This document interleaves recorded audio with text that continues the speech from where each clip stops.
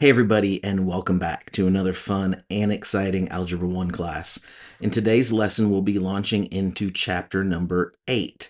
So chapter number 8 is on page 248 in your book, and we're actually going to be talking about something new, you know what it is kind of, but it's kind of a new concept, or we'll be going deeper into the concept, and that is about radicals. So I know nobody says radical anymore, but back when I was a kid, which was many, many years ago, we used to use that phrase, and we used to say, "Oh, if something is cool, that's radical, rad dude." It was kind of like a surfer term. You've probably heard of it before, but radicals, not that kind of radical. Okay, this is not that exciting of a chapter, although it's not a bad chapter. I like it, but hopefully you will too. But if you will, go ahead and look over there on page 248, radicals.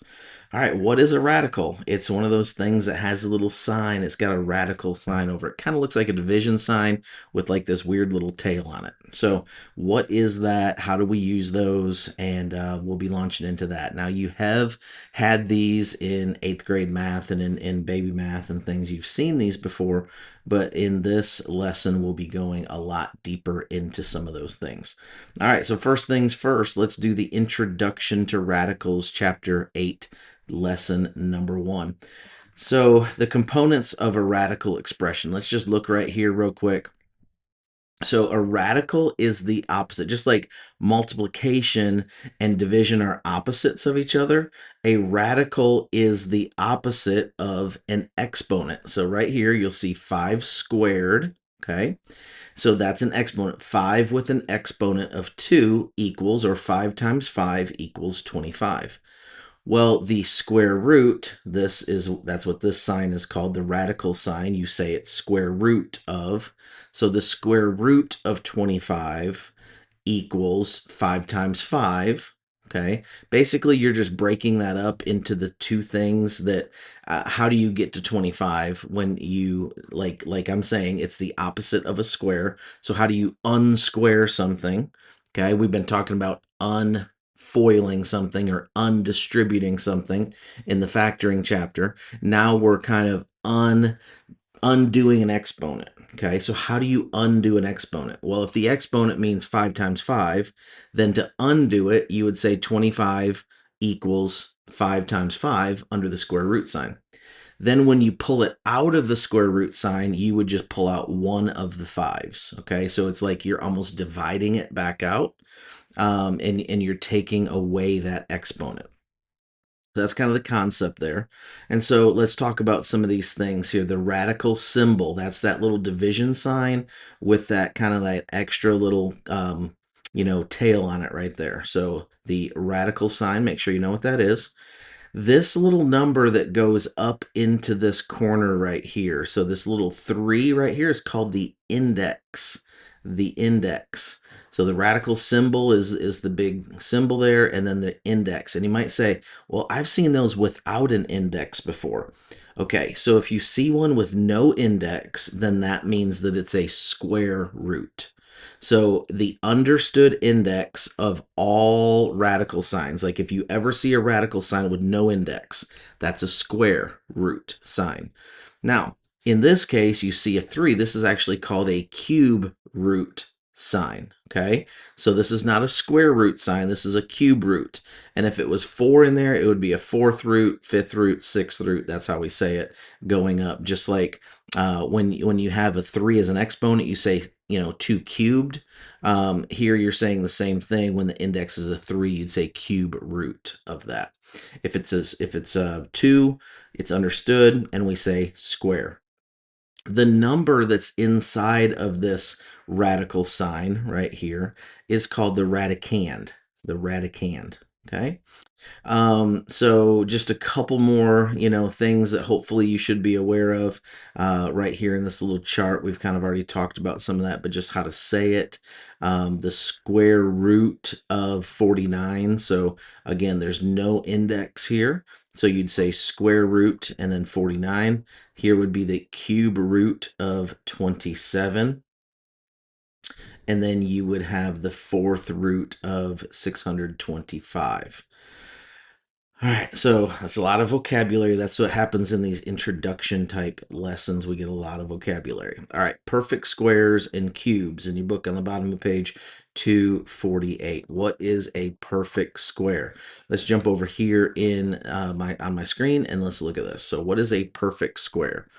A perfect square is a number whose root is an integer, or we would call it a whole number. Now, it could be a negative integer, and negatives aren't whole numbers, but it would be a counting number. So what does that mean?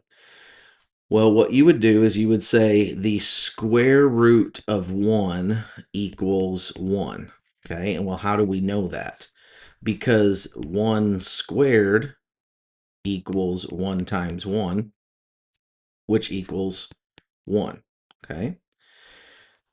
With this 4, you would say the square root of 4 equals 2. How do we know that? Because 2 times 2 equals 4, or we would call that 2 squared. Equals 2 times 2, which equals 4. Okay, so that's how these work. There's some really important ones here that I've written down, and I go from 1 to 12. So 1 times 1 is 1. And then 2 times 2 is 4. And whoops, I forgot to add the number 9. So 9 is the next one. I missed one.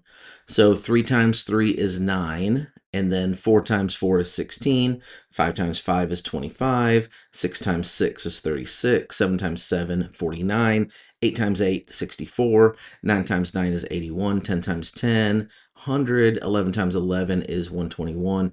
And then 12 times 12 is 144. Okay, so when we're doing these, make sure that you kind of like this is like a really important list for you to memorize right here. Okay, so I would take that list right there from 1 to 44 and I would memorize those. I mean, I would put those up here in the old brain, because you do not want to be going to your calculator every time you're having to do a basic square root. All right, so the next thing is called a perfect cube. What is a perfect cube? Same thing as a perfect square. It's a number whose cube, or 1 times 1 times 1, or 2 times 2 times 2, equals a certain number. So the perfect cubes are always integers, right? So whole numbers. And when we get, 1 times 1 times 1, that is a perfect cube, because 1, no matter how many times you multiply it, is 1. 2, the perfect cube for 2 is 8. So in other words, 2 times 2 times 2 equals 8. And then the perfect cube for 3 would be 3 times 3 times 3. Remember, we're cubing it. And so then that would be 27. And then we have 4 times 4 times 4 is 64.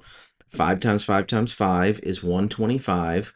6 times 6 times 6 is 216. So these are some of the basic ones. I would also memorize those: 1, 8, 27, 64, 125, and 216. Those are important ones that you're going to see over and over in this class, and then in any other math classes that you take. So these are the cubes. Now, what does that look like? So if I show you this right here, this is the cube root of 8. All right. So how do we solve that? What is the cube root of 8?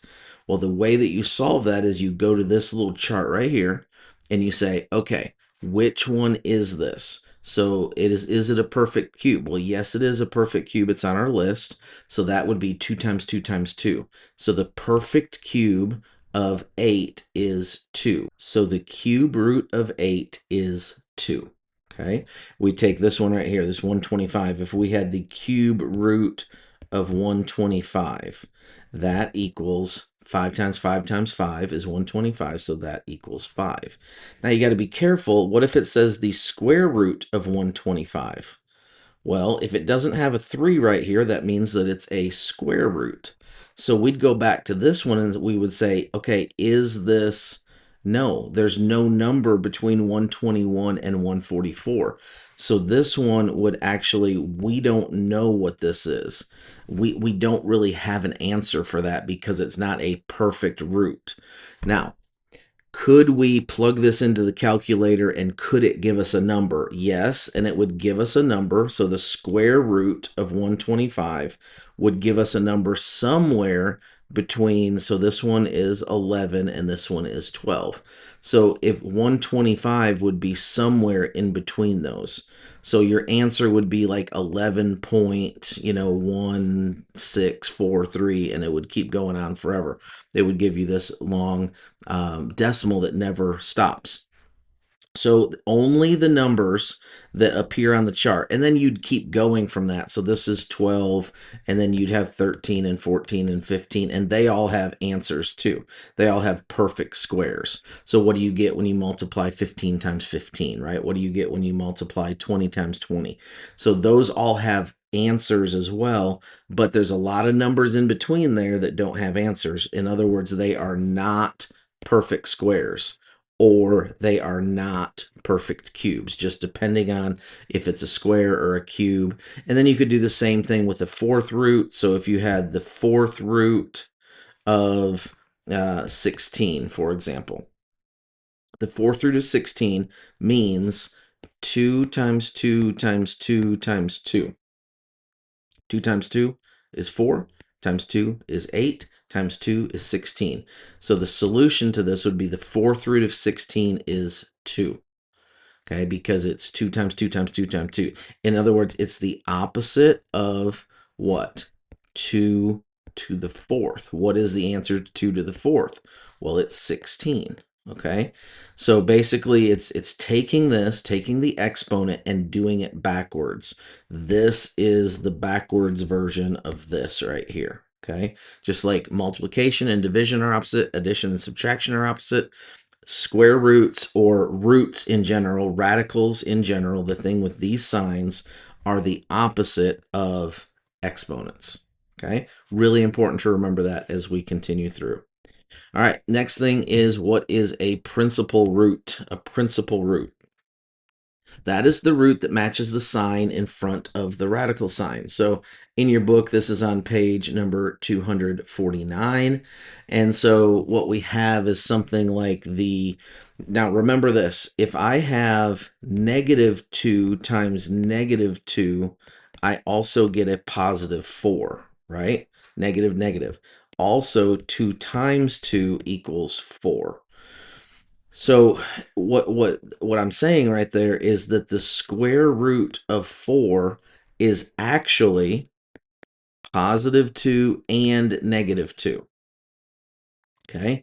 So this works. This is a solution to this, and this is a solution to this. So the -2 works. So we have to include that. And the +2 works, so we have to include that. If you write these that the square root of 4 equals 2, and that's not wrong. What you're saying there is not wrong. You are just saying you're using the principal root, okay? So the principal root is the positive or negative, because that's all you really need to write when you're solving these, unless it wants both answers. We will get to them where we have to do this and put both answers. But for right now, for the most part, kind of this basic stuff that we're doing, the square root of 4 is 2. Yes, it is positive -2. I understand that. But what we're wanting right now is we're wanting the principal root. So what if I had the square root of -4? Okay. What does that equal? And here's the simple kind of explanation of that. It basically is what we call imaginary. It's this weird looking eye. Okay, it means imaginary. Why does it mean imaginary?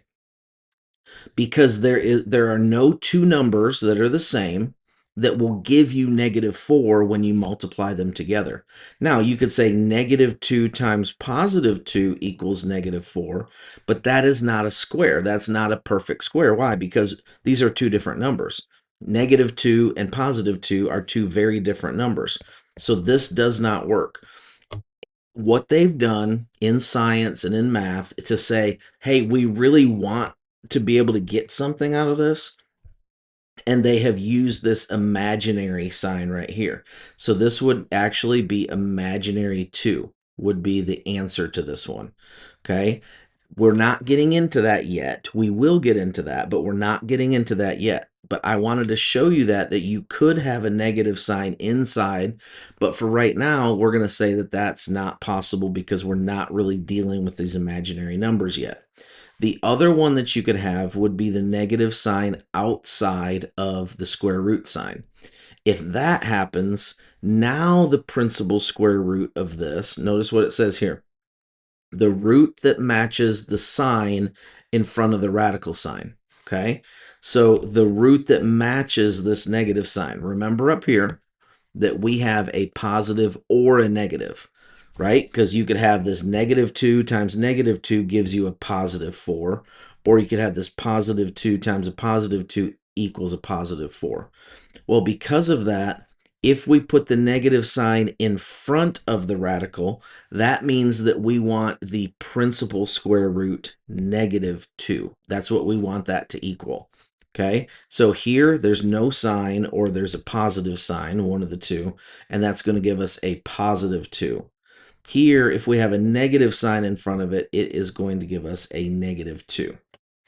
But again, remembering the real square root, the actual square root, is both the negative and the positive. We will use that later, but right now, again, we're focusing on just what we call the principal square root. Okay, next thing. And the last thing, and you're glad because it's a little bit longer video. A lot of times these initial videos are longer just because there's a lot of stuff to get through before we can actually start doing some of these, solving some of these, is fractional exponents. What is a fractional exponent? Maybe you've never seen those before.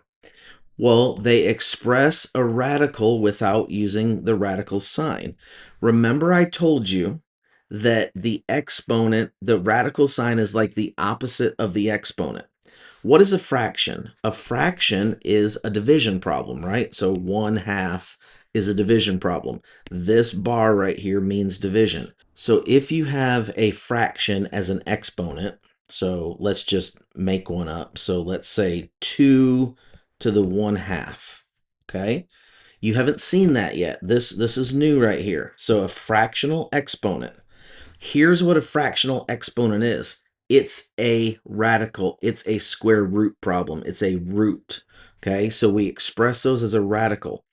And here's the trick. The numerator is the exponent and the denominator is the index. What do I mean by that? Well, this means that we still use the number 2. This is our base. And so the numerator is the exponent. What's the numerator? The 1 is the numerator, so that's the exponent. And then the denominator is the index. So when we put the radical sign on, we would put the little number 2 right here. Why? Because the 2 is the denominator and the 1 is the numerator. Okay, now watch this. We don't need this, do we? No, because everything's exponent is the number 1 if it's just an understood exponent.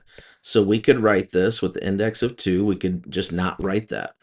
Now check this out. We don't need that either. Why not? Because the understood index of all square root or root problems is always a 2. So you don't have to write this. Can you write it? Yes, but you don't need to, and so typically you don't write it. So this would just be square root of 2. So 2 to the 1/2 equals the square root of 2. It's the same thing.